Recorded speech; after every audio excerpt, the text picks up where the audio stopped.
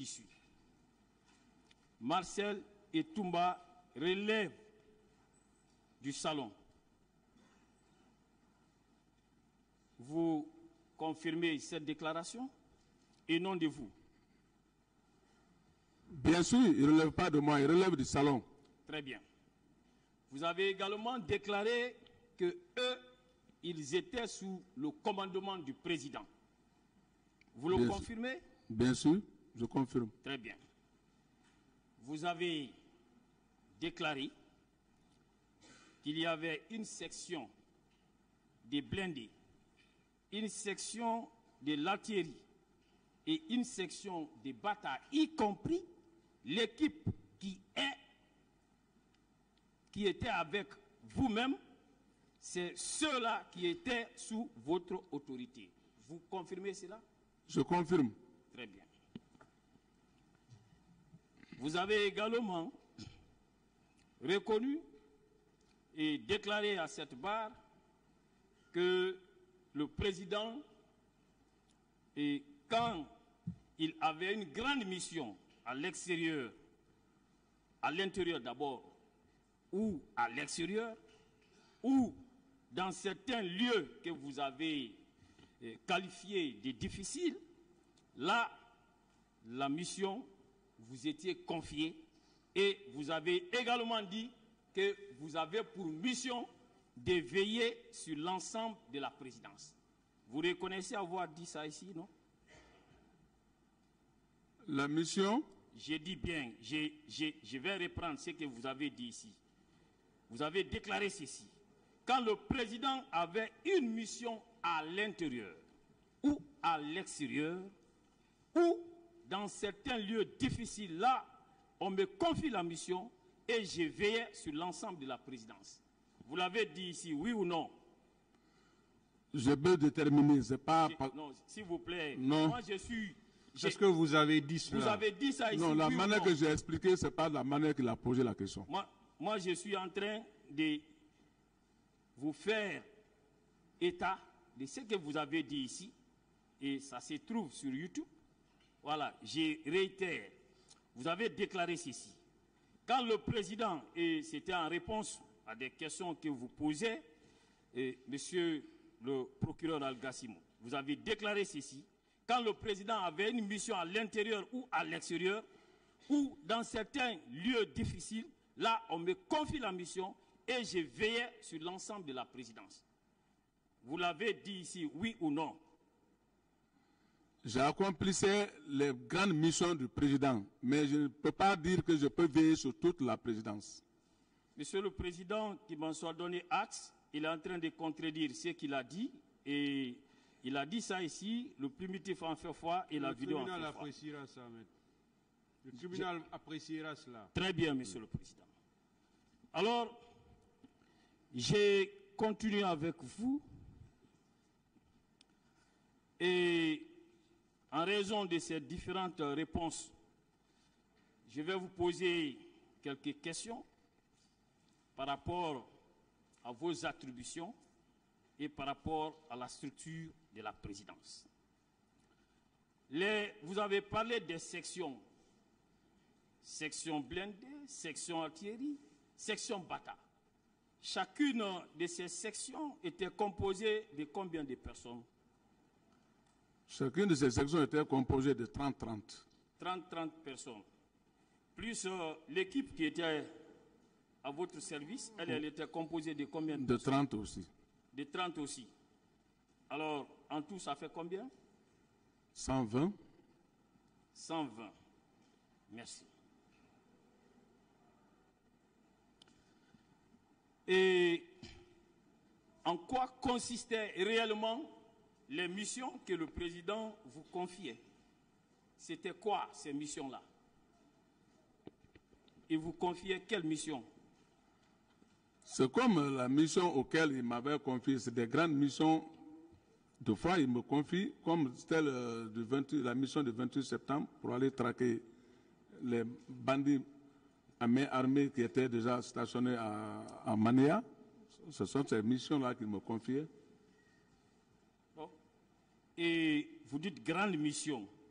Donc, le président vous confiait la mission d'aller traquer des bandits. Est-ce que vous êtes sûr de ce que vous dites? Bien sûr.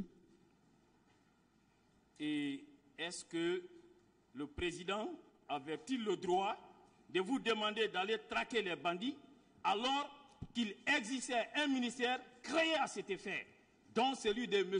Moussa Tchegoro Kamara, qui avait pour mission de lutter contre le grand banditisme?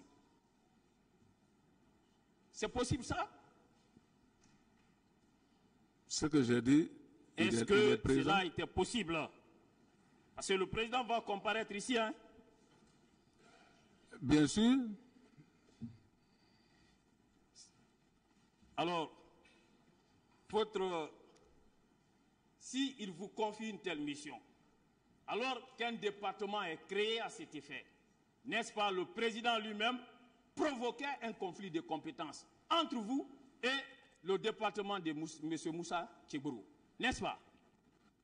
Là-bas, je n'ai pas de réponse pour ça. Vous dites? Je dis là-bas, je n'ai pas de réponse pour ça. Merci, Monsieur le Président. Monsieur Pivi, commandant acte, Monsieur le Président. Je continue. Votre département, quelle était la feuille de route qui vous avait été donnée par le président de la République? Quelle était votre feuille de route? Reprenez la question. Quelle était votre feuille de route, les attributions de votre département? Quelles étaient ces attributions? Expliquez-nous concrètement. Oui, mais comme je l'ai bien dit, je dis que ça c'était à la veille du départ pour l'abbé qu'il m'avait instruit cela et dit que bon... Non, pas cela. Il écoutez, veut connaître... Ça, ce n'est pas votre mission. Hein? S'il vous plaît, voilà. Vous étiez ministre chargé de la sécurité présidentielle. Il veut connaître les attributions, vos pouvoirs, vos prérogatives en tant que ministre chargé de la sécurité présidentielle. C'est ça la question. Mais... Oui, c'est ça, Monsieur le Président. Allez-y. Bon, mes attributions, supposons, je veille sur le président. Veiller sur le président? Oui. Quelle est d'abord veiller sur le président? Et si vous veillez sur le président, quelle est la différence entre vos attributions et celles de l'aide du camp, qui aussi avait pour mission de protéger la personne physique du président? Faites-moi la distinction, je ne comprends pas ça. Ah, mais là, ceci-là est dépendant du régiment. Non. Écoutez, vous dites que votre mission consistait à veiller sur la personne du président. Le commandant Aboubakar Diakité Ditumba est passé ici. On lui a posé la question de savoir en quoi consistaient ses attributions. Il a expliqué au tribunal que c'était d'assurer la protection physique du président de la République. Vous aussi, vous dites la même chose. Quelle était alors la différence entre vous, vos attributions, et celle de M. Aboubakar Diakité Ditumba? Puisqu'il ne relevait pas de vous, et puisque vous avez un département en charge. Moi, mon département veille sur la situation, c'est-à-dire sur les missions du président et la vie du président. Nous, on veille sur ça. Quelle mission du président? Quelle mission? C'est ce qu'on veut savoir.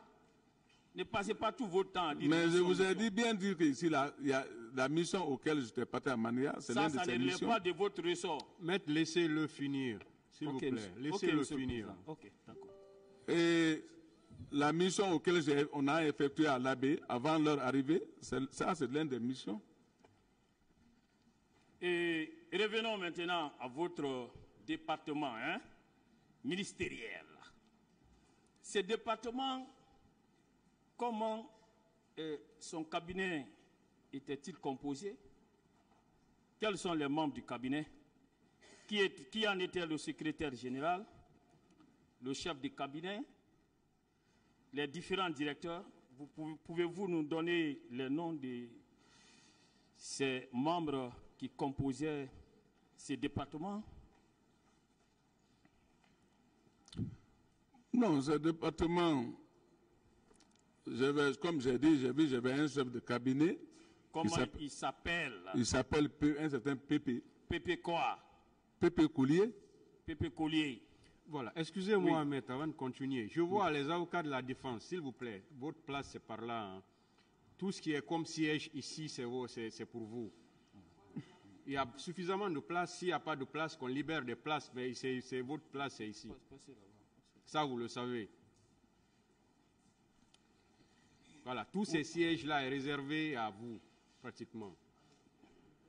Oui, c'était qui le... Continuez. Oui, c'était qui le secrétaire général? Je dis Pépé Collier. Non, vous avez dit chef de cabinet. On Oui, passe. chef de Parlons cabinet. maintenant du secrétaire général. Qui était-il? Comment s'appelait? Il s'appelle, disons. Bon, là, je ne retiens pas tellement son nom. Quelles étaient les directions nationales qui composaient ces cabinets? Les directions nationales. Bon, nous, on n'avait pas tellement de services là-bas à notre niveau. Donc, il n'y avait pas de direction nationale. On n'avait pas tellement de services à notre niveau. Et sur le plan national, y avait-il des directions préfectorales? Non. Non. Il n'y en avait pas non plus.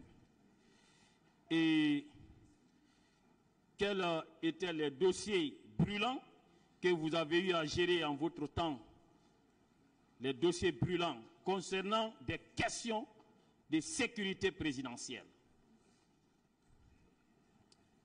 2 dossiers au moins.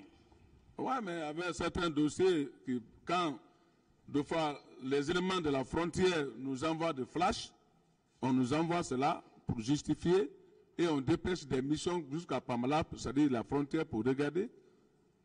Voilà certaines de nos missions. Est-ce que des questions intéressant l'intégrité territoriale, telles que des questions intéressant Pamalap, relèvent de votre ressort, vous qui devez vous occuper de la question présidentielle, de la sécurité présidentielle du ministre?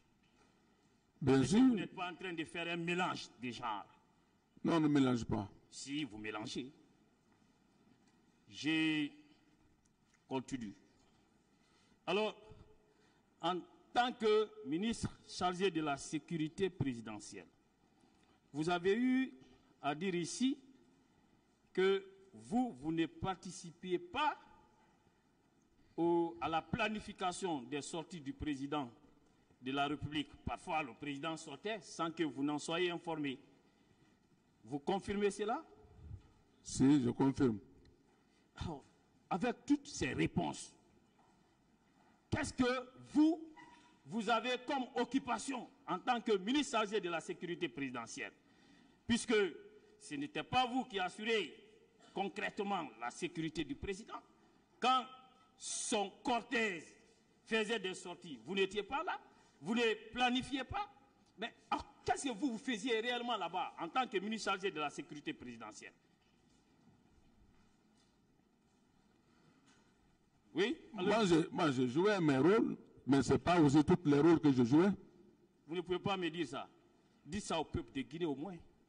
Pas ma personne. Comme je l'ai déjà dit. Monsieur Claude Pivi, mon colonel, et avez-vous une fois siégé au Conseil des ministres? Au départ du pouvoir, on siégeait au Conseil des ministres. Vous avez siégé, c'était autour de quel dossier par exemple? Ah, là, moi, il y avait beaucoup de dossiers. Je ne peux pas retenir les dossiers. Est-ce que vous avez eu à présenter un seul dossier en votre qualité de ministre chargé de la sécurité présidentielle devant le Conseil national de transition, le CNT? Vous avez eu à défendre un budget là-bas, comme les autres ministres le faisaient? Si j'ai défendu certains dossiers, compte tenu des mouvements frontaliers, ainsi de suite, comment les éléments devaient se comporter au niveau de la frontière. Je dis bien un budget. Vous connaissez le CNT? Qui était l'organe législatif qui servait des parlements pendant la transition sous le CNDD. Avez-vous présenté votre budget sectoriel là-bas, le budget concernant le département chargé de la sécurité présidentielle. Vous avez présenté un budget comme les autres ministres le faisaient. Vous l'avez fait? Vous allez m'excuser, là-bas, on va revenir au 28 septembre parce que là-bas, est-ce que vous avez présenté un budget là-bas? C'est aussi simple que ça. Moi, je n'ai jamais présenté un budget. Très bien. Alors, avec toutes ces réponses, êtes-vous d'accord avec moi que le ministère chargé de la sécurité présidentielle n'était qu'une coquille vide, juste pour vous contenter? Êtes-vous d'accord avec moi qu'il n'y avait rien à faire là-bas? C'est ça, non? Non. Et vous voyez, comme il n'y avait rien à faire là-bas, vous vous êtes adjugé les prérogatives des officiers de police judiciaire. C'est ça, non? Non. Est-ce que vous savez que vous, en tant que ministre de la République, qui ne vous revient pas de procéder à l'arrestation des auteurs des infractions à la loi pénale, vous le savez? Que ça ne relève pas de vos attributions, vous le savez? Je n'ai pas de réponse pour cette question. Ah. On continue. Savez-vous que vous, quand vous procédez à l'arrestation d'un citoyen en tant que militaire, alors que nous avons la police judiciaire, et en votre temps, le rôle, les pouvoirs de la police judiciaire étaient définis à l'article 11 du Code de procédure pénale, qui prévoyait clairement que c'est à la police judiciaire de constater les infractions à la loi pénale, de rechercher les auteurs, d'en rassembler les preuves et de livrer les auteurs aux juridictions compétentes. Si vous le faites, est-ce que vous saviez que vous vous rendez coupable d'une infraction à la loi pénale? Vous le savez? Et dont la peine allait de 5 à 10 ans de détention criminelle. Vous le savez? Je n'ai pas de réponse pour cette question. Bon, je vais vous aider, hein. Je vais vous donner lecture des dispositions de l'article 128. L'article 128 de l'ancien code pénal, qui était applicable en ce moment, disposait ainsi qu'il suit. Lorsqu'un fonctionnaire public, un agent, un préposé ou un membre du gouvernement, vous étiez membre du gouvernement, donc ce texte s'applique à vous, aura donné ou fait quelque acte arbitraire ou porté atteinte soit à la liberté individuelle, soit aux droits civiques qu'un citoyen ou de plusieurs citoyens, soit à la loi fondamentale, il sera condamné à la peine de 5 à 10 ans de détention criminelle. Mon colonel, vous avez eu à dire ici, en répondant à des questions qui vous ont été posées, que lorsque vous arrêtiez un citoyen, que vous lui donnez des coups et vous le libérez. Savez-vous que ces agissements tombent sous le coup des dispositions de l'article 128 du Code pénal? Vous le savez? Je n'ai pas de réponse pour ça. Saviez-vous, bon, qu'en vous permettant... S'il vous plaît, je vous ai dit vos droits. Vous ne pouvez pas dire que vous n'avez pas de réponse. Je vous ai dit vos droits. Soit vous répondez par oui, par non, D'accord. ou vous dites que vous ne répondez pas. D'accord. Voilà. Et en ce moment, le tribunal va apprécier. Mais répondez aux questions avec courtoisie. D'accord. Parce que de l'autre côté, on vous pose des questions depuis qu'on a commencé. C'est avec courtoisie qu'on s'adresse à vous. Donc, répondez aux questions de la même façon. Merci, monsieur Continuez, le Président. maître. Merci, monsieur le Président. Saviez-vous qu'en acceptant ce que vous appelez mission, et c'est une mission imaginaire, nous allons le démontrer tout à l'heure, en acceptant, alors que vous n'en avez pas la qualité, de vous rendre à Manéa, comme vous le dites, pour arrêter des citoyens, que vous vous êtes rendu coupable de cette infraction, vous le saviez? Non. Donc, je vous l'apprends, vous êtes rendu coupable de cette infraction, si vous ne le saviez pas. Est-ce que vous saviez, vous l'avez dit ici, que lorsque vous arrêtez un citoyen, que vous le conduisez devant un service de police judiciaire. Savez-vous qu'en le faisant, vous vous rendez coupable de cette infraction? Le saviez-vous? Non. Je vous l'apprends, vous vous êtes rendu coupable de cette infraction. Je continue. Et le même article poursuit en disposant que si néanmoins il justifie qu'il a reçu par ordre de ses supérieurs hiérarchiques pour des objets du ressort de ceux-ci sur lesquels il aurait été dû obéissance hiérarchique, il sera exempt de la peine, laquelle sera dans ces cas appliquée seulement aux supérieurs hiérarchiques qui auront donné l'ordre. Vous avez eu à dire ici que c'est sur ordre du président Dadis que vous accomplissiez ces missions attentatoires à la liberté individuelle des citoyens. Alors, ça veut dire que si vous parvenez à en administrer la preuve, vous, votre responsabilité va être dégagée et celle du président Dadis sera engagée. Alors, avez-vous la preuve de l'ordre que le président Dadis vous aurait donné? Avez-vous la preuve? Si, j'ai certaines preuves. Oui, où est la preuve? Où est l'ordre de mission qu'il vous a donné? Où est l'ordre de mission? Où est l'ordre de mission? Il n'y a pas eu un ordre de mission. Alors, quelle est la preuve? Parce que moi, j'aurais du mal à vous croire lorsque vous parlez comme ça. Où est la preuve? Répondez. Il n'y a pas eu un ordre de mission pour ça. Voilà, donc il n'y a pas de preuve. Parce que ici, vous devez être à même d'administrer la preuve de vos déclarations. Il ne suffit pas d'autres questions, maître. Merci, Monsieur le Président. Saviez-vous qu'en vous improvisant officier de police judiciaire pour arrêter des citoyens, que vous avez provoqué un conflit de compétences avec M. Moussa Tchegoro Kamara, ministre chargé des services spéciaux, de la lutte contre la drogue et du grand banditisme, dans les attributions duquel ce rôle apparaissait clairement. Vous le savez? Vous savez cela?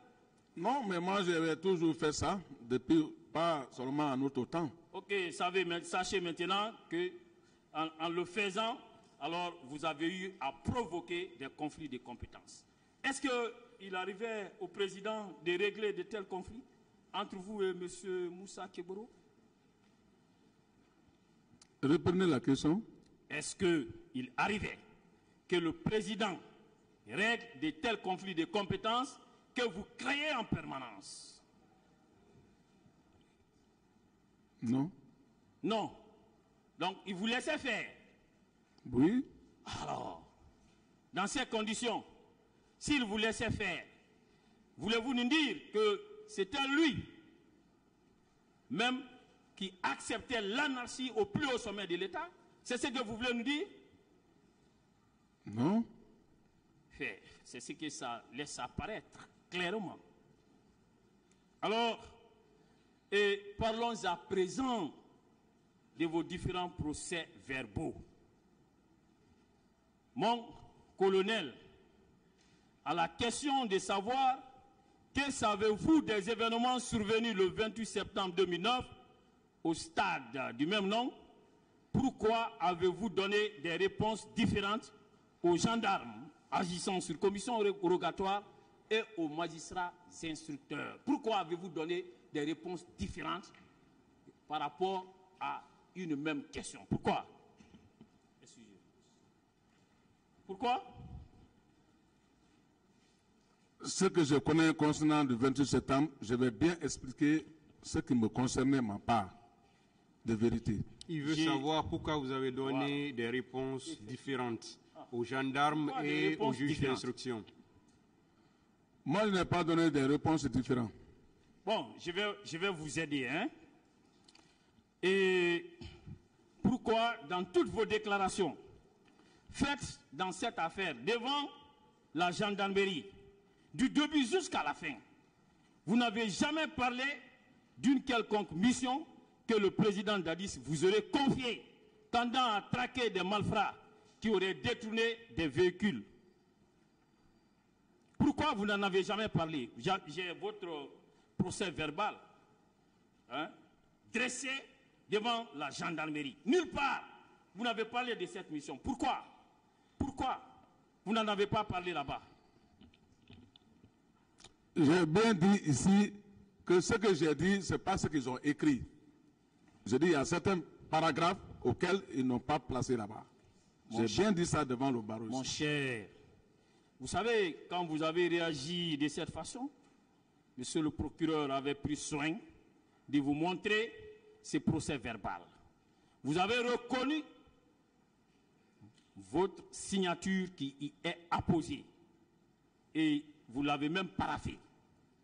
Oui ou non, cela a été fait ici? Oui ou non? Bien sûr, je vais bien dire ici. Lorsqu'un intellectuel, lorsqu'un haut cadre et de surcroît un ministre de la République signe un document, ce document l'engage oui ou non? Mon colonel. Tout ce que j'ai dit là-dedans, J'ai dit bien. C'est pas tout ce que je n'ai pas dit. Répondez à la question. Est-ce que quand un haut cadre, un ministre de la République, signe un document, ce document l'engage oui ou non? C'est ça la question. Non. Ah bon? Alors, c'est grave. Et je continue. Alors, n'est-ce pas, et le fait par vous d'écarter ça maintenant pour adopter une nouvelle stratégie de défense devant les magistrats instructeurs et qui a consisté à inventer une mission dont vous n'avez jamais parlé devant la gendarmerie. N'est-ce pas une façon pour vous de fuir votre responsabilité dans cette affaire? Oui? Répondez. Non. Et pourquoi alors vous niez vos déclarations contenues dans le procès verbal dressé devant la gendarmerie? Pourquoi vous niez? Pourquoi? Je ne nie pas ce que j'ai dit. J'ai bien dit ce que j'ai dit. Ce n'est pas certaines parties qui ne sont pas écrites. Bon sang. Mon colonel, savez-vous que le 27, à la veille du 28 septembre, une consigne a été donnée, une consigne générale à tous les militaires, comme quoi chacun devrait être consigné le 28. Vous le savez? Je le sais. Voilà. Donc, vous savez qu'une consigne générale a été donnée. Et en sortant, est-ce que vous n'avez pas violé cette consigne générale qui s'appliquait à tous les militaires confondus? Je n'ai pas violé ces consignes, puisque moi, l'ordre était déjà donné à moi par le chef de l'État. Où est la preuve de l'ordre? Où est la preuve? Où est la preuve? Vous voulez dire que le président Dadis vous a donné l'ordre de violer une consigne générale donnée à tous les militaires? C'est ce que vous voulez vous insinuer? C'est ce que vous voulez dire? Allez-y. Quelle est la question? Je veux savoir, Monsieur le Président, puisqu'une consigne générale avait été donnée la veille à l'occasion d'une réunion de tous les chefs d'état-major, et c'était la consignation au quartier de tous les militaires. Alors, il dit que lui, il était sorti sur ordre du président. Je veux savoir, en sortant sur ordre du président, est-ce qu'il est en train de nous dire que le président de la République s'est associé à lui pour violer une consigne générale? Vous avez compris la question, répondez-la. Oui, mais j'ai bien dit depuis la fois passée ici que moi, j'ai eu les instructions à la veille du départ pour l'habit. Donc quand je suis revenu, je n'ai pas tenu compte d'une décision ou parce que... Est-ce que le président s'est associé à vous pour violer une consigne donnée? Non.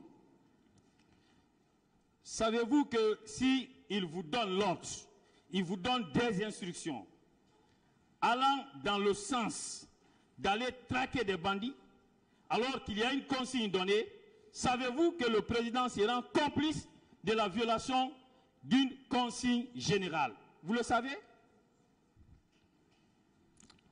Mais c'est le président qui commande. S'il me donne l'ordre, je ne peux pas rester assis.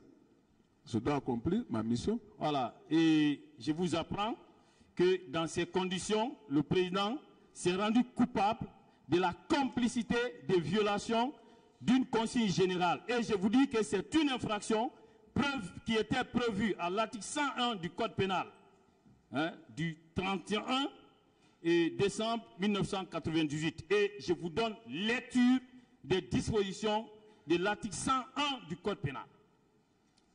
Et en tant que militaire, je crois que vous devez savoir que la violation d'une consigne est une infraction. Est puni de 2 à 6 mois d'emprisonnement tout militaire qui viole une consigne générale. Vous voyez ça? Donc, un président de la République peut s'associer à vous pour violer les lois de la République, pour lesquelles il prête serment avant d'entrer en fonction, pour le respect desquels il prête serment avant d'entrer en fonction. Des questions? Oui. Je veux savoir. Oui? Non. Alors, est-ce que dans ces conditions, c'est que vous dites vos déclarations selon lesquelles le président vous aurait donné l'ordre d'aller exécuter une telle mission, est-ce que ces déclarations tiennent la route parce que vous êtes en train de prendre le président pour complice de vos agissements? Oui? Oui, mais s'il ne m'avait pas donné les ordres, je ne peux pas aller comme ça sur ma tête. J'ai continue, puisque vous ne voulez pas répondre. Mais dites-moi, pourquoi vous vous contredisez dans vos 2 procès-verbaux? Tantôt, vous déclarez, d'ailleurs dans le premier procès-verbal, que vous avez été interpellé par un citoyen qui vous aurait informé que des militaires sont en train de tirer sur les paisibles populations au stade du 28 septembre. Et qu'immédiatement, vous vous êtes rendu au camp pour en informer le président.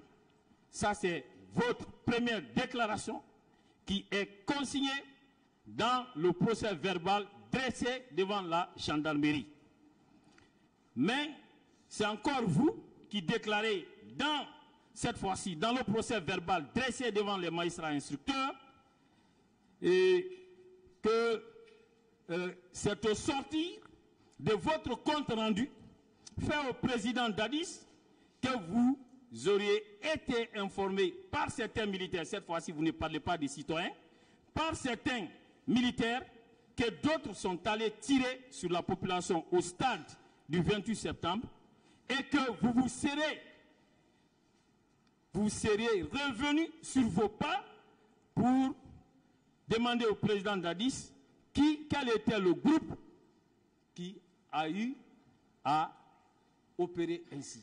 Pourquoi cette différence, cette variation dans vos déclarations faites devant les autorités judiciaires, mon colonel? Pourquoi? Question? Oui, mais je demande pourquoi vos variations là. Tantôt, c'est un citoyen qui vous aurait informé. Et puis, pendant que vous reveniez, voilà. Après, tantôt, ce sont des militaires qui vous auraient... Pourquoi ces variations? Pourquoi ces variations? Pourquoi?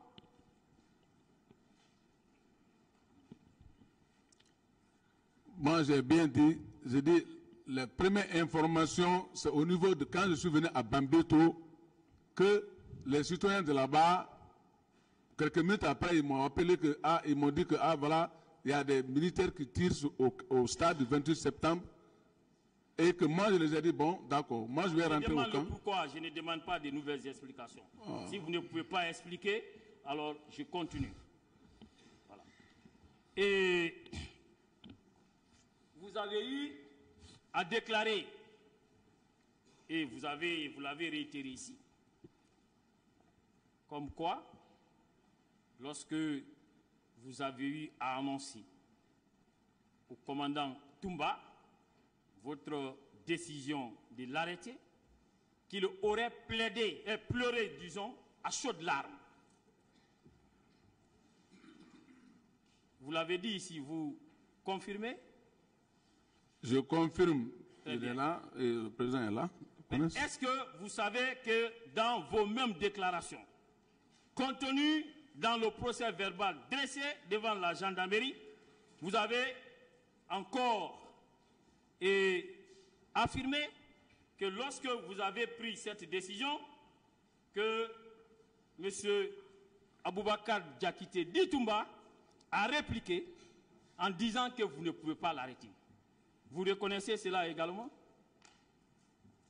Qu'il a répliqué en disant que vous ne pouvez pas l'arrêter. Vous reconnaissez cela ou bien je vais vous donner lecture? Je répète bien que quand je l'ai dit que je dois l'arrêter, il était arrêté à la porte du président. Il a parlé beaucoup de mots là-bas. Après, finalement, il a commencé à pleurer. Donc, voilà. Vous dites dans vos déclarations qu'il a répliqué en disant que vous ne pouvez pas l'arrêter. Non. Vous ne l'avez pas dit? Il n'a pas répliqué. Eh bien, mon cher, je vous donne lecture puisque vous ne faites que vous contredire. Je vous donne lecture de vos déclarations avec la permission, bien entendu, de Monsieur le Président. À la page 2, paragraphe 2, vous avez dit ceci. Parce qu'il était allé gâter le travail de Thiebro et ses hommes qui étaient qui étaient désignés pour le maintien d'ordre au stade, sur le coup, Toumba a répliqué en disant que je ne peux pas l'arrêter. C'est vous qui le dites. C'est écrit noir sur blanc dans vos déclarations faites devant la gendarmerie. Alors, je veux savoir, il est possible que celui que l'on veut arrêter et qui se met à pleurer, que la même personne dise non, vous ne pouvez pas m'arrêter? Est-ce que cela est possible, logiquement parlant? Si les témoins sont là, ils vont mieux expliquer par rapport à moi. Je vous ai bien dit qu'il a parlé beaucoup de mots avant de pleurer. Mon cher, n'est-ce pas, vous êtes en train de vous contredire. Vous faites de la contradiction votre moyen de défense. N'est-ce pas? Non. C'est ce que vous êtes en train de faire, mon cher. Alors,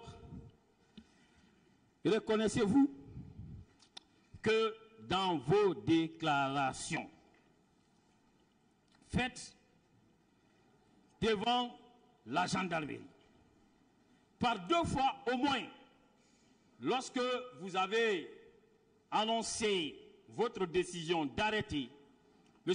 Aboubakar Diakité Ditumba, 2 fois au moins, le président s'y est opposé en vous disant que c'est lui qui a sauvé les leaders.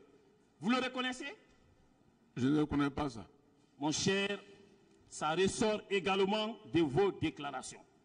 De vos déclarations que vous ne voulez plus reconnaître. Et je vais vous aider en lisant vos propres déclarations. Alors, le paragraphe 2 de la page 4. Et vous avez dit ceci. 2 jours plus tard, vu la pertinence et l'insistance de ma question, il m'a répondu, le président, que contrairement à ce qui s'est dit, que son aide de camp Aboubakar Diakité alias Toumba était parti en ces lieux pour sauver les leaders présents à cet endroit. C'est vous qui le dites. Ensuite, à la page 5,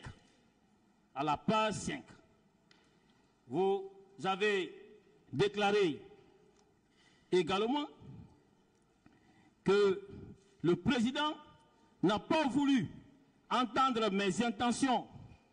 Bien au contraire, il persistait à dire que Toumba était parti au stade pour protéger les leaders. 2 fois, vous avez eu à dire librement vous-même que le président s'était opposé à l'arrestation de Toumba parce qu'il s'était tout simplement rendu au stade pour sauver les leaders. Pourquoi vous ne voulez pas reconnaître ça aujourd'hui? Pourquoi? Quelle est la haine viscérale qui vous anime à cet instant précis pour ne pas reconnaître vos déclarations? Pourquoi? Oui? Quelle est la haine qui vous habite et qui fait que vous ne pouvez pas reconnaître vos propres déclarations? Je ne reconnais pas ça. Très bien. Vos déclarations sont déjà consignées. Ça vient à la décharge du commandant. Voilà.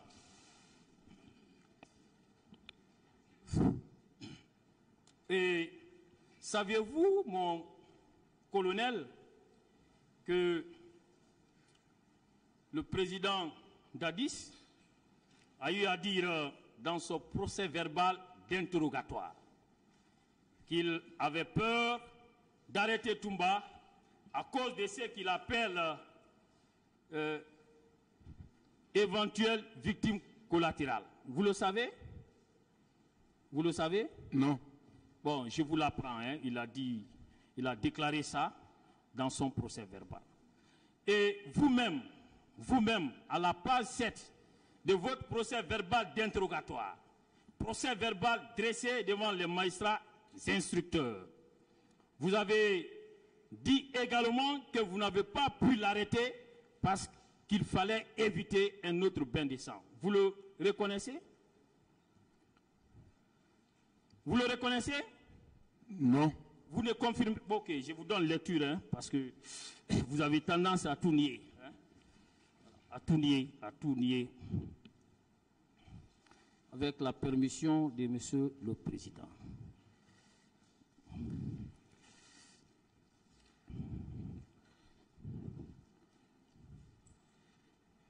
Voilà. La page 7, pour vos avocats, la page 7 de votre interrogatoire au fond devant les magistrats instructeurs. Et c'était la dernière question à la page 7. Question, selon vous, qui vous a empêché de mettre aux arrêts Toumba Diakité? Réponse, j'avais bien sûr décidé de le mettre aux arrêts, mais il traîne une troupe bien armée derrière lui. Il fallait être prudent et éviter un autre bain de sang. Vous reconnaissez avoir dit ça, oui ou non, mon colonel? Oui ou non? Oui ou non? Non. C'est le président, voilà, il devient champion en négation. Je continue. Mais dites-nous, dès lors que vous et le président Dadis, vous reconnaissez que le commandant Toumba ne pouvait pas être arrêté par vous, alors, n'est-ce pas, c'est la reconnaissance qu'il était l'incarnation d'une force redoutable au sein des forces armées en votre temps et qui était craint aussi bien par vous que par Monsieur le Président. N'est-ce pas? N'est-ce pas, mon colonel? Reprenez votre question. Je dis bien, en vous et le président, le fait d'avoir eu peur d'arrêter le commandant Aboubakar Diakité d'Itoumba, n'est-ce pas la preuve qu'il incarnait une force redoutable en votre temps et qui était craint aussi bien par vous que par le président Dadis? Oui ou non? Moi, je ne peux pas craindre rien. Les preuves sont là. Voilà. Vous pouvez nier hein, tout ce que M. Diakité représentait. Alors, saviez-vous que M. Aboubacar Toumba est capable de mettre en déroute tout un camp? Vous le savez? Moi, je ne sais pas. Alors, comment vous expliquez qu'il soit parvenu à mettre en déroute et à obliger certains militaires à nager même au large de la mer? Et ces forces étaient composées d'une cinquantaine de militaires et qui étaient armés jusqu'aux dents et qui avaient pour mission de l'assassiner pour lui faire porter toute la responsabilité de cette affaire. Comment vous pouvez expliquer ça? Il était braqué par des armes de toutes parts. Oui? Comment vous pouvez expliquer ça s'il n'est pas une force redoutable? Comment vous pouvez expliquer cela? Allez-y. Moi, ce que je sais, si moi j'étais présent sur le terrain, personne d'entre eux n'osait braquer l'arme sur le président. Il ne peut pas. Mais, il n'a aucune force. Parce que d'abord, le camp Makambo, ça c'était leur zone. Où vous étiez, quand le président partait, si vous étiez capable de quelque chose, est-ce que le président se serait passé de vos services? Si vous étiez capable de quelque chose. Vous-même, vous n'avez pas pu l'arrêter, vous l'avez dit. Donc, ne nous dites pas des choses comme ça. Si je n'ai pas pu l'arrêter, pourquoi c'est pas arrêté vous n'avez pas, vous l'avez dit. On continue. Il devait attendre en Guinée ici. Quand moi j'étais déjà informé, il devait attendre. Attendez, je vous pose une question par rapport à ça.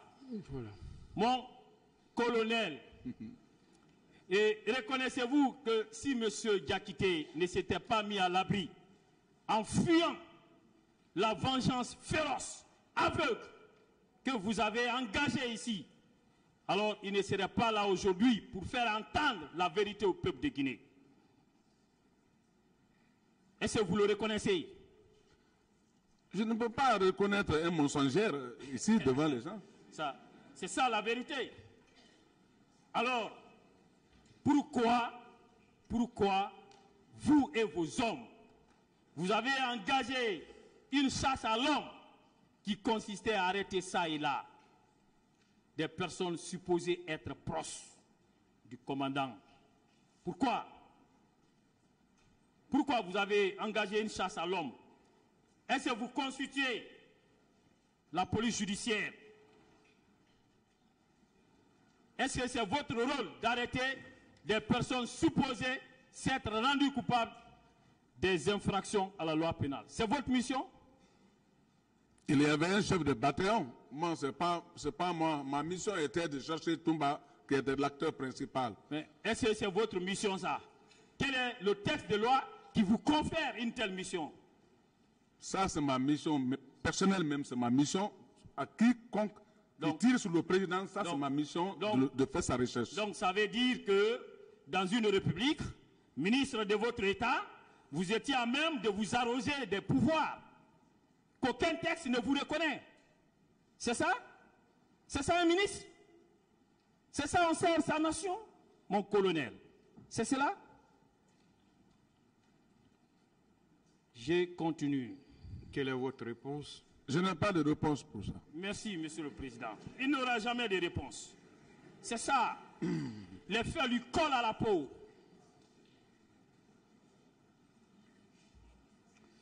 Et par 2 fois également, dans vos déclarations faites devant la gendarmerie, vous avez eu à déclarer que M. Moussa Tchegoro Kamara a été désigné par le président de la République pour assurer le maintien d'ordre au stade du 28 septembre. Et vous-même, hein? Oui, d'abord, oui, allons-y. Est-ce que vous confirmez cela? vos déclarations faites devant la gendarmerie, par 2 fois au moins, vous reconnaissez que c'est le président qui a désigné M. Moussa Keboro à l'effet d'aller assurer le maintien d'ordre. Vous confirmez cela? J'ai bien dit que le colonel Tebro, y compris ces éléments et la police, ça, c'est eux qui sont chargés du maintien d'ordre. Vous avez dit qu'il a été désigné par le président. C'est ce que vous avez dit. Est-ce que vous le confirmez ou vous niez ça aussi? Je ne confirme pas ce paragraphe-là. Vous niez? Je ne confirme pas. Très bien. La négation est devenue la règle pour vous. On continue. Est-ce que vous étiez présent lorsque le président lui donnait l'ordre d'aller assurer le maintien d'ordre au stade du 28 septembre? Étiez-vous présent? Non. Et pourquoi vous le dites? Pourquoi vous l'avez déclaré? Vous n'étiez pas présent et vous l'avez déclaré. Pourquoi? Bien sûr, parce que depuis avant, même notre pays de pouvoir, c'est eux qui sont chargés de maintien d'ordre avec la police. Mais vous avez appris, on a parlé tout à l'heure de la consigne générale qui avait été donnée et qui consistait pour tout militaire à rester consigné dans les quartiers. Alors, et lorsque vous dites cela, est-ce que vous êtes en harmonie avec vous-même? Oui? Quelles que soient les consignes données, mais si c'est des manifestations, quel que soit le niveau de manifestation, c'est la gendarmerie et la police qui est habilitée à mettre de l'ordre. Donc, vous voulez me dire que au niveau de nos forces armées, il n'y avait pas, ou au niveau même de la gendarmerie, qu'il n'y avait pas d'ordre, qu'il n'y avait pas de cohésion et que chacun pouvait faire ce que bon lui semblait. C'est ce que vous voulez me dire? Mais devant ici, là, il y a eu des gens qui ont dit que la gendarmerie avait dépêché certaines unités de la gendarmerie qui étaient venues au bord du stade. Est-ce que les services de Keboro en faisaient partie? Mais ils font tous faire partie parce qu'ils relèvent de la gendarmerie en général. Attendez. Je vais vous donner lecture du procès verbal de déposition du général Ibrahima Baldé. Il est clair, hein? Il a donné la situation de toutes les forces de sécurité qui avaient été planifiées ces jours-là. Je vous en donne lecture. Page 2. Page 2. Il dit ceci. Et d'abord, je vais commencer par lire ce qu'il a eu d'abord par rapport à la consignation. Il dit, à la date du 27 septembre 2009, j'ai été convié à une réunion à l'état-major général des armées. Au cours de cette rencontre, il a été question de prendre des instructions sur les dispositions concernant des informations qui étaient en notre possession et le dispositif sécuritaire à mettre en place. Il a été retenu que s'il y avait marche, seule la gendarmerie et la police devraient assurer le maintien d'ordre. Les autres corps devraient être consignés. Pour l'exécution de notre mission, nous avons mis en place un dispositif statique comprenant les 3 escadrons départementaux de 150 hommes chacun et un dispositif mobile comprenant les 6 escadrons de gendarmerie mobile d'un effectif de 120 hommes chacun. Voilà, c'est lui qui a assisté à la réunion. Est-ce qu'il a parlé ici des services spéciaux, mon colonel, que vous considérez être ces jours un service de maintien d'ordre? Est-ce que ce service a été planifié au cours de cette réunion de nos forces armées? Ça veut dire que vous-même, vous n'étiez pas en phase avec les autres forces armées? C'est ce que ça veut dire? Ou bien vous n'étiez pas informé? Moi, je n'étais pas informé de la réunion même. Voilà.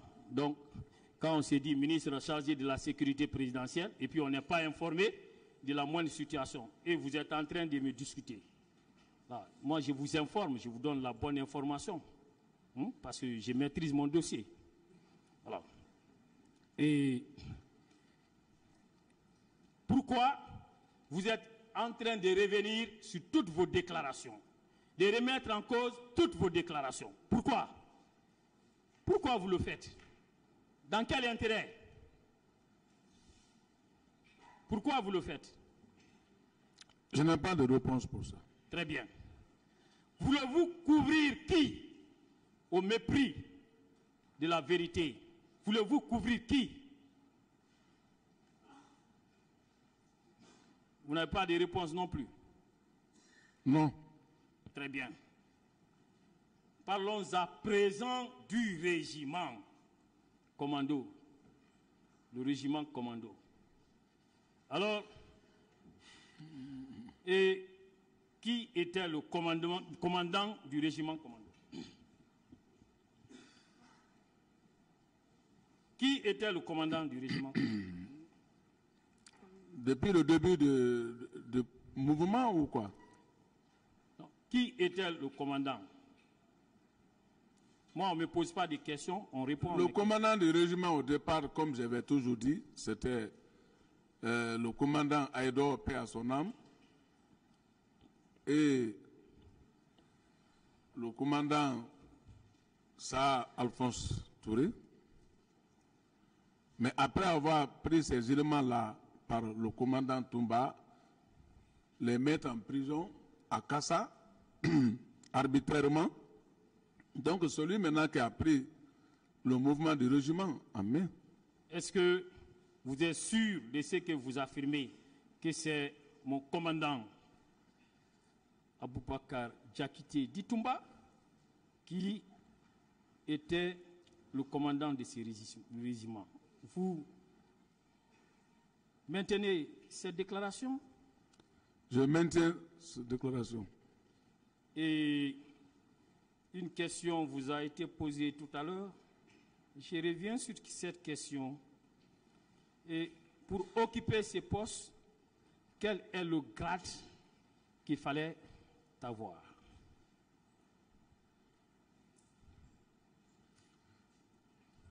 Bien sûr, comme j'ai toujours dit. Non, quel est le grade? Répondez à la question qu'on vous pose. Quel est le grade requis pour occuper les fonctions de commandant du régiment? Quel est le grade requis? Dans le vrai règle, le grade de commandant du régiment, tu peux être au moins lieutenant-colonel. Alors, ou est-ce que M. Toumba, en ce moment, était lieutenant-colonel? Mais celui qui s'est donné ce titre-là... Est-ce qu'il était lieutenant-colonel? Répondez aux questions, après on passe. Il n'était pas lieutenant-colonel. On passe. Alors, en dehors de cela, quel est l'acte de nomination? Qui nomme à ce poste? Au poste de commandant du régiment. Qui nomme à ce poste? C'est vous? C'est pas moi qui nomme les gens. Qui nomme à ce poste? Qui nomme à ce poste? Ce poste, soit le ministre de la Défense ou le président. Très bien. Avez-vous un acte de nomination du président en faveur de M. Toumba par rapport à ce poste? Avez-vous un acte de nomination? Ah, moi je n'en sais rien, mais celui qui s'est déclaré et celui qui jugeait nécessaire. Ah non? Oui? Où est l'acte de nomination? Celui qui s'est déclaré commandant du régiment. Vous n'avez aucun acte de nomination pour appuyer vos déclarations? Vous n'avez aucun acte? Si vous n'en avez pas, dites que je vous vous ai bien dit que d'abord, il ne relevait même pas de moi. Donc moi, je ne sais pas. Est-ce que vous avez un acte, s'il vous plaît? Est-ce que vous avez un acte de nomination? Voilà. C'est ce qu'il veut savoir. Ça, moi, je n'ai pas un acte de ça. Alors, saviez-vous que si vous n'êtes pas à même d'administrer la preuve de cette nomination par la production d'un tel acte, que ce tribunal ne vous prendra pas au sérieux? Est-ce que vous le savez? Parce que M. Toumba ne reconnaît pas ce que vous êtes en train de lui attribuer. Vous le savez? Puisque cette juridiction fonctionne sur la base des preuves produites ici et discutées ici. Vous le savez? Peut-être d'ici la fin de ce procès-là, il y aura un acte qui va démontrer qu'il a signé des dossiers auquel c'est écrit là-bas commandant du régiment. Oh, mais s'il vous plaît, on a vu ces faux documents qui a été produit ici, qui n'est ni daté, ni référencé. Là, ça c'est un acte fabriqué pour les besoins de la cause. Ça ne marchera pas ici. Et je passe. Vous affirmez ici également, alors que M. Marcel l'avait vigoureusement contesté, que ce dernier était l'adjoint de M. Aboubakar Diakité Ditumba. En avez-vous la preuve? Ce que je sais, c'était son adjoint. En avez-vous la preuve? La question est claire. C'est la preuve qui fait que je dis que j'étais adjoint. Est-ce que vous avez la preuve? Voilà. Où est l'acte de nomination de celui-ci aussi? Où est son acte de nomination en tant qu'adjoint? L'acte de nomination, ça c'est entre eux, mais moi, il ne relevait pas de moi. Mais arrêtez alors de faire des affirmations, hein, si vous ne pouvez pas. Voilà. Dites aux gens de se décoiffer. Et vous connaissez ou vous avez connu le général Ansoumane Kaba? Général Ansoumane Kaba. Bon, je l'ai connu. Ouais, qui était-il? Général Ansoumane Kaba. Je crois que c'est un militaire fantastique. Oui, quel militaire, quelle fonction a-t-il occupé sous le CNDD, votre pouvoir, qui vous était tant cher? Ça, je ne retiens pas ses fonctions, mais je sais que c'était un général de corps d'armée. C'est un militaire. Mon colonel. Il dit qu'il ne se souvient pas de son poste, maître. Un militaire, un grand colonel de votre rang, vous ignorez, vous oubliez déjà celui qui fut le chef d'état-major général des forces armées. Vous vous rappelez maintenant? Quel nom que vous avez dit? Chef d'état-major général des forces armées. Il a une déposition versée au dossier. Je le connais, je le connais. Eh bien. Alors, monsieur Ansoumane ou général Ansoumane Kaba a eu à déposer devant les magistrats instructeurs ce qui suit. Personne ne pouvait vous dire qui commande le régiment commando. Le désordre était tel qu'il était impossible de le dire. Dès le départ, le président Dadis nous a dit que ce régiment était une affaire qui concerne le ministre de la Défense et lui. Personne ne devrait s'y mêler. Et ça, c'est le chef d'état-major général qui le dit.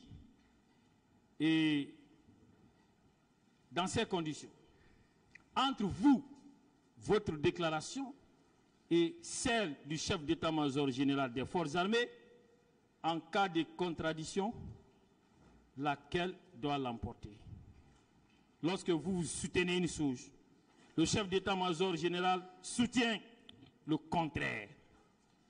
Laquelle des déclarations doit-elle être prise en compte, mon colonel? J'ai bien dit ce que je connais. Lorsqu'il a arrêté le commandant... Ce n'est pas ça la question. Entre vos déclarations Voilà. et celles du chef d'état-major général à l'époque des faits, quelle est la déclaration qu'on doit prendre? C'est ça, hein? Oui, c'est ça, monsieur le président. Quelle est la déclaration qu'on doit Voilà. considérer comme étant vraie? Voilà. Entre mon déclaration, Et celle du général Ansoumane Kaba? moi je prends ma déclaration. Donc, vous êtes prêts à fouler au pied la déclaration de vos supérieurs hiérarchiques. Merci. Merci, merci. Vous êtes un bon soldat. Connaissez-vous monsieur Bienvenu Lama? Connaissez-vous monsieur Bienvenu Lama?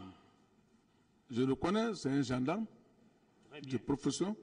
très bien. Connaissez-vous adjudant Kobeko Biavogi? Moi, je le connais, c'est un fantassin. Très bien. Je le connaissais. Oui, et Bamba. Bamba, vous le connaissez? Ah, je connais, comme j'avais toujours dit, je connais un ami qui s'appelle Bamba aussi. Oui, il était au camp là-bas. Vous le connaissez? Du bâton char. Voilà. Et saviez-vous que ce sont eux qui s'occupaient de la gestion des recrues de Kalia? Vous le savez? Je ne sais pas. Celui que je parle, il n'a jamais même été à Kalia. Et écoutez, je vais vous donner lecture. Vous connaissez quand même Alpha Amadou Baldé? Ou bien vous ne le connaissez pas? Alpha Amadou Baldé. Quelle était son fonction? Secrétaire de M. Toumba. Bon, si je le vois, je peux le connaître. Donc vous ne le connaissez pas, parce qu'en parlant comme ça, voilà. Voilà. Je vais vous donner lecture. Hein. Vous allez vous rappeler des fonctions exactes de ces personnes. Il a dit cela. Et question, à part ce que vous avez appris à la radio, quels sont les renseignements que vous avez appris au niveau de votre unité? Réponse. Quand j'ai pris service le 30, j'ai trouvé en face de notre bureau un groupe de jeunes recrues venus du centre de formation de Kalia, Fouré-Kalia. Parmi eux, il y avait certains qui avaient des blessures aux pieds. Ces jeunes étaient encadrés par un certain adjudant Bamba, sergent-chef à l'époque. S'il n'est pas à l'artillerie, il doit être du bataillon char. Question. Qui détenait la liste de ces recrues du centre de Kaléa? Réponse. C'est l'adjudant Bamba qui lisait la liste à leur rassemblement. Question. Qui avait établi cette liste? Réponse. C'est Bienvenu Lama, capitaine à l'époque, qui devrait avoir établi cette liste. C'était lui le directeur du centre de formation de Kaléa. Question. Page 5. Où ces jeunes recrues, où sont ces jeunes recrues actuellement? Réponse. Leur commandement est mieux placé pour répondre à cette question. Question. Combien de temps ont-ils fait à la présidence? Réponse. Je les ai vus là-bas et il m'a été dit que c'étaient les élèves de Kalia et qu'ils s'y retournaient. Certains parmi eux étaient blessés. Je crois que c'est le même jour qu'ils ont été renvoyés à Kalia à bord d'un véhicule conduit par l'adjudant-chef Kobeko Biavogi. Vous comprenez maintenant qui sont-ils et quelles étaient leurs implications dans la gestion des recrues de Kaléa? Vous comprenez maintenant, mon colonel? Je n'ai pas de réponse pour ça. Très bien, qu'ils m'en soient donnés là-bas. Alors, on vous dit que parmi ces recrues, il y a certaines qui sont revenues au camp blessés. Et c'est lui qui parle. Lui, il n'était pas à Conakry, c'est ce qui ressort de son procès verbal d'interrogatoire. Il n'était pas à Conakry au moment des faits, il était à Cancan. Il est rentré le 30 et il trouve des recrues blessés après les événements du 28 septembre.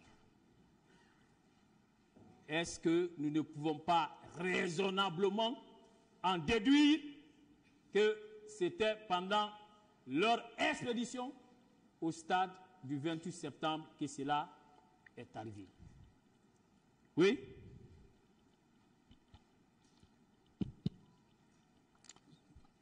Oui? Je n'ai pas de réponse pour ça. Très bien. Commandant Nat, il ne peut plus parler.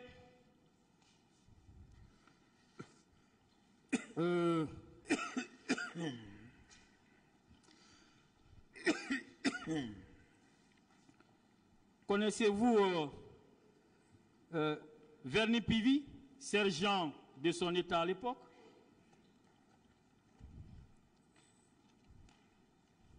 Mon colonel.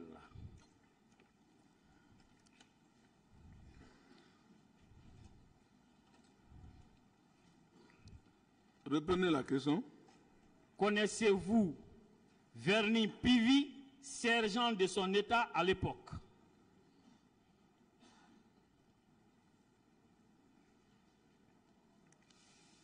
Revenons au 28 septembre. Monsieur le Président. Est-ce que vous connaissez sergent Verny? C'est Verny, hein? Oui. Verny Pivy. Non, je n'ai pas un nom dans ma famille du nom de Verny. Vous ne le connaissez pas? Non. Voilà. Monsieur le Président, je rappelle que M. Verny Pivy et M. Kobeko Beavogi sont, avec d'autres, des coupeurs de route qui ont été condamnés par la cour d'assises pour des faits d'association de malfaiteurs, d'assassinat et de vol en main armée. Et ils ont tous été radiés par un arrêté pris par Maître Kabelet, ministre de la Défense d'alors. Et Verny Pivy est bien le fils de mon colonel. Je poursuis.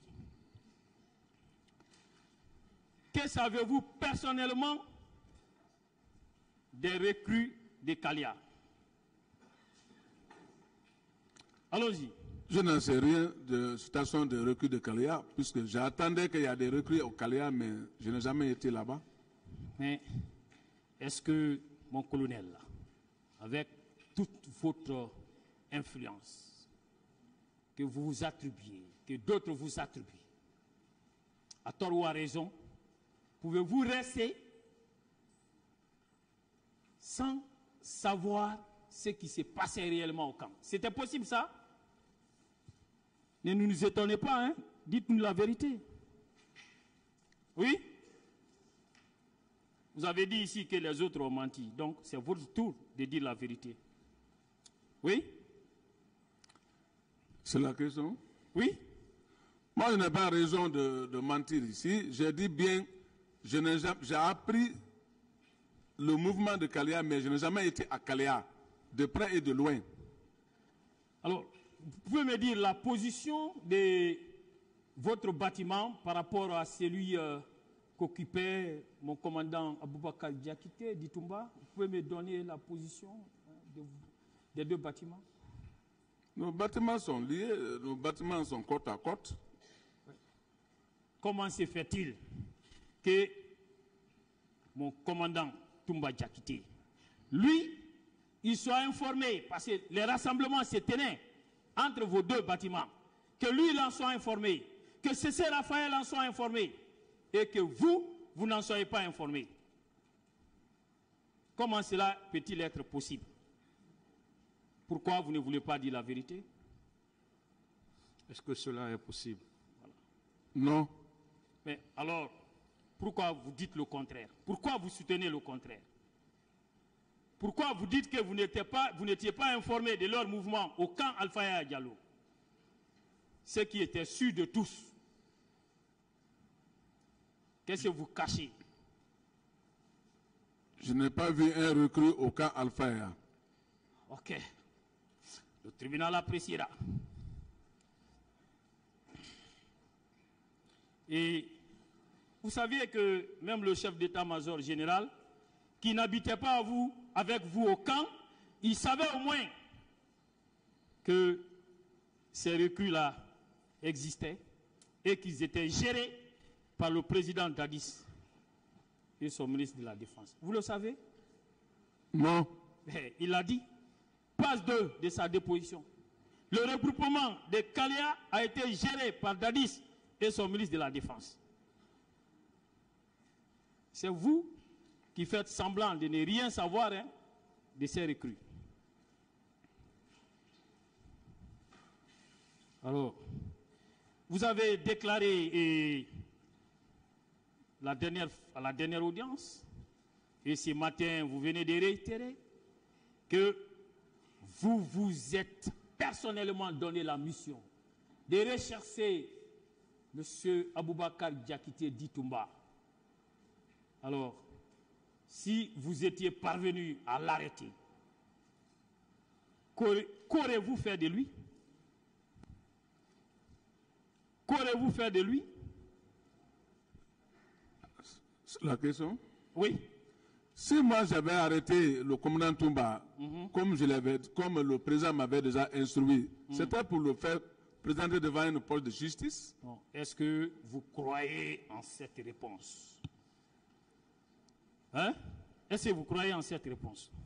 Je crois à cette réponse. Alors, pourquoi des militaires qui ont été arrêtés pendant cette chasse à l'homme, des proches ont fait l'objet d'exécutions sommaires? Je vais parler de Bégré. Je vais parler de Destin. Je vais parler de Sankara qui a été découpé. Est-ce qu'on peut vous croire lorsque vous faites de telles déclarations? Oui? Parce que ces mouvements ne sont pas passés devant moi. Si ça passait devant moi, c'était pour les arrêter et les présenter à un poste de la justice ou à un poste de gendarmerie. Écoutez, est-ce que quand Bégré a été arrêté, vous l'avez présenté devant un poste de gendarmerie? Vous l'avez fait? Quand Bégré a été arrêté, il est envoyé à notre niveau. Il y avait un chef de bataillon, paix à son âme, qui est Diamancan. On l'a envoyé, c'est le chef de bataillon. Le chef de bataillon est-il habilité à s'occuper des questions de ce genre? Il constitue en soi une gendarmerie? Ah, moi, je n'en sais pas. C'est à ce niveau que vous devez l'envoyer? C'est pas moi qui l'ai envoyé là-bas. C'est ceux qui l'ont envoyé, les douaniers qui l'ont envoyé escorter de Pamela jusqu'à son niveau. C'est à son niveau qu'ils ont déposé et lui, à son tour, il a déposé au 32 escalier, le chef de bataillon. Est-ce que vous savez qu'il y a une vidéo qui passe, dont les images sont très atroces, où on voit M. Bégré attaché, ligoté, les deux bras liés au dos. Et sur ces images, vous êtes là avec M. Moussa Tchiboro. Qu'est-ce que vous avez fait pour empêcher cela? Vous savez que les tortures constituent une infraction à la loi pénale. Vous le savez, non? Qu'est-ce que vous avez fait pour empêcher cela? Les gens qui font des coups d'État contre un chef de l'État, qu'est-ce qu'on fait avec ceci? Vous ne posez pas de questions, vous répondez à sa question. Oui, répondez à la question, monsieur. La question? Oui, vous répondez à sa question. Vous ne posez pas de questions à cette phase-là. Je n'ai pas de... Je n'en sais rien. Alors, mon colonel, vous êtes resté indifférent face aux crimes de torture, face au traitement dégradant, inhumain, qui était en ce moment infligé à M. Bégré. Est-ce que, en le faisant, en ne prenant pas vos dispositions, comme vous l'avez fait à l'égard de M. Cessé Raphaël, il a dit ici que vous lui avez sauvé la vie. Vous avez demandé, parce que c'était vous, l'homme fort en ce moment, vous avez demandé de préserver sa vie. Il a eu la vie sauve. Il a reconnu ça ici. Pourquoi n'avez-vous pas fait autant pour M. Bégré? Pourquoi? Pourquoi? Pour M. Bégré, quand ils étaient, ça c'était maintenant à la disposition du chef de bataillon, et le chef de bataillon, qui est paix à son âme, qui a manquant, il a dit de le déposer au niveau du 32 escalier. C'est là-bas sa fille fait. Mais vous avez dit ici, il n'y a pas encore 2 à 3 minutes, que vous avez ordonné de l'envoyer au niveau des 33 escaliers. C'est vous qui avez donné ces instructions. Donc, ne mêlez pas... C'est pas moi qui ai donné les instructions. Quelqu'un qui est décédé. Vous l'avez dit ici, hein? J'ai bien dit qu'il y avait un chef de bataillon. Donc, le chef de bataillon, quand on envoie, la douane a envoyé au niveau du chef de bataillon, qui était le colonel Diamankan. Qu'est-ce que M. Begré est devenu? Qu'est-ce qu'il est devenu? Mais c'est le chef de bataillon qui avait la charge de toutes ces choses-là, parce que c'est lui qui... C'est le chef de bataillon qui nous a été informé que Degré est mort en prison. Il est mort en état de séquestration. Et sur vos instructions, vous avez ordonné qu'il soit mis à la disposition de ceux qui géraient les 33 escaliers. Et il a trouvé la mort en ces lieux. D'autres questions? Merci, Monsieur le Président. Vous savez que M. Sankara Kaba a été lui aussi découpé au camp là-bas. Vous le savez? J'ai appris. J'ai appris. Pendant que vous étiez le meneur des opérations. À votre avis, les militaires impliqués dans ces exécutions sommaires doivent-ils, oui ou non, répondre de leurs responsabilités pénales devant la justice de notre pays?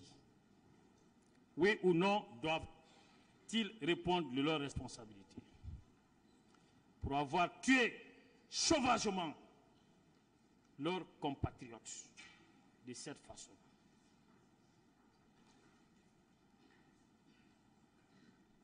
La question? Doivent-ils répondre oui ou non de leurs responsabilités devant la justice? Oui, ils doivent répondre à leurs responsabilités, ceux qui ont fait ça. Très bien.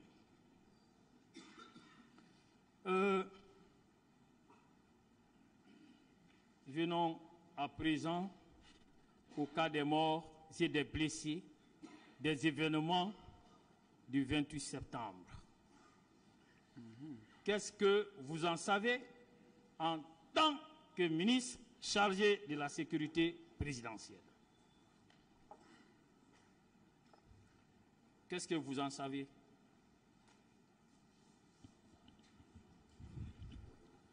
Je n'en sais rien de ça. Rien. Rien. Et le gouvernement de M.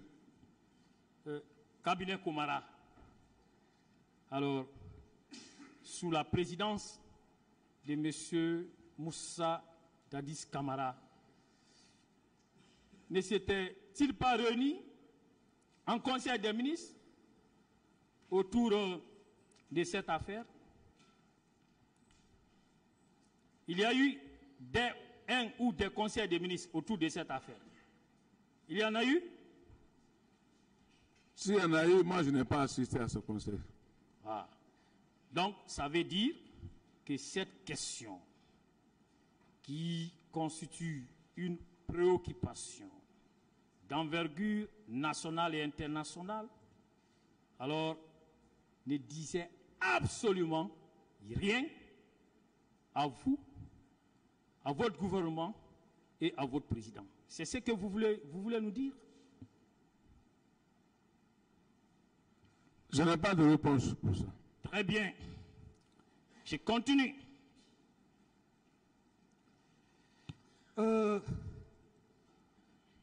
Vous avez dit ici, dans un camp, lorsqu'il est question de provoquer un rassemblement général, quelle est l'autorité compétente pour convoquer le dit rassemblement?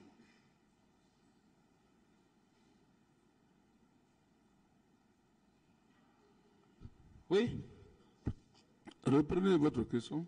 Je dis bien, lorsqu'il est question de convoquer un rassemblement général, quelle est l'autorité compétente, dans un camp bien entendu, pour convoquer ce rassemblement? Je crois que la question est claire. C'est le chef de bataillon. Les chefs de bataillon. C'est le commandant du camp ou les chefs de bataillon? C'est ce qu'on appelle commandant du camp. Ok. Donc c'est le commandant du camp. Mais pourquoi en lieu et place du commandant du camp, c'est vous, et vous l'avez affirmé ici, vous l'avez avoué ici, c'est vous qui avez convoqué un rassemblement général au cours duquel vous vous êtes attribué le pouvoir de désigner un commandant du régiment. Pourquoi? C'est vous qui l'avez fait, alors que vous n'en aviez pas la qualité.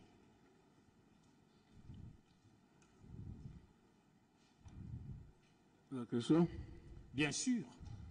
J'ai bien dit ici que ce n'est pas moi qui désigne le commandant du régiment. J'ai été mandaté par le ministre de la Défense. Ce n'est pas ça la question. Monsieur le Président, si vous pouvez m'aider. Pourquoi il veut savoir pourquoi c'est vous qui avez appelé le rassemblement? Voilà. J'ai été mandaté par le ministre de la Défense.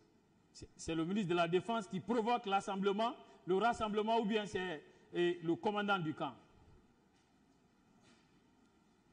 À l'époque des faits, parce que d'avoir tiré sur le président, c'est dans ça que le ministre de la Défense, étant qui n'était pas là, qui m'a mandaté de faire ce rassemblement et donner, celui qui a nommé le nouveau commandant du régiment, de le présenter à la troupe. Il vous mandate, il laisse le commandant du camp. Donc vous surplombez le commandant du camp. C'est ce que vous voulez nous dire? Hein? Mais il n'y avait plus un commandant du régiment. Le commandant du régiment a pris la fuite. Personne n'était. Est-ce que vous avez un acte de vos affirmations? Parce que vous ne faites qu'affirmer. Où est l'acte? Où est l'acte? L'acte par lequel vous avez bénéficié de cette délégation de pouvoir. Si ça n'est un... Oui? C'est le ministre de la Défense qui m'a ordonné. Oh là là. Est-ce qu'il y a un acte? C'est ce qu'il veut savoir. C'est aussi clair que ça. Mais il n'a pas eu un acte écrit, mais il y a eu un acte verbal, téléphonique. D'autres questions? Est-ce que vous avez eu à dire ici que lorsque vous vous êtes rendu à Mania, vous n'auriez pas trouvé les bandits lorsque vous êtes rendu à votre mission imaginaire? Vous êtes rendu à Mania, que vous aurez laissé votre numéro de téléphone là-bas. À qui vous avez laissé le numéro de téléphone? À qui? Mais à l'époque, les éléments qui étaient, tous les gens qui étaient à côté, dans le barrage de Mania, beaucoup de gens m'ont distribué des numéros de téléphone là-bas à des gens, pour qu'en cas où les bandits revenaient sur le champ, de nous faire signe. C'était qui? À qui précisément? Quand vous dites j'ai laissé, vous avez laissé à qui? Et quels étaient ces numéros? Vous pouvez communiquer ces numéros? Moi, je ne retiens plus mon numéro de temps du régiment. Le temps où vous étiez au pouvoir, vous ne retenez plus ces numéros. Lorsque mon commandant passait ici, il a eu à déclarer que vous ne vous êtes pas rendu au stade du 28 septembre. Vous confirmez cela? Ou bien vous ne le confirmez pas? Je confirme de près et de loin que je ne me suis jamais rendu au 28 septembre. Donc vous confirmez ces déclarations de Toumba, que vous n'étiez pas allé au stade? Bien sûr. Très bien. Le même commandant Aboubakar Diakité dit Toumba affirme qu'il vous a vu à Amdalaï et que vous avez même conversé avec Marcel. Confirmez-vous cela? Non. Alors, pourquoi vous choisissez une déclaration de M. Toumba qui vous est favorable et vous rejetez celle qui ne vous est pas favorable? Pourquoi vous faites cela? Est-ce que ça c'est cohérent de votre part? Ce qui n'a pas été fait, je ne peux pas le dire. On ne s'est pas vu le jour du 28 septembre. Voilà, vous fonctionnez comme ces avocats qui remettent en cause les déclarations de Toumba qui ne leur sont pas favorables et retiennent celles qui leur sont favorables. Merci, Monsieur le Président. J'ai terminé. J'ai terminé, Monsieur le Président.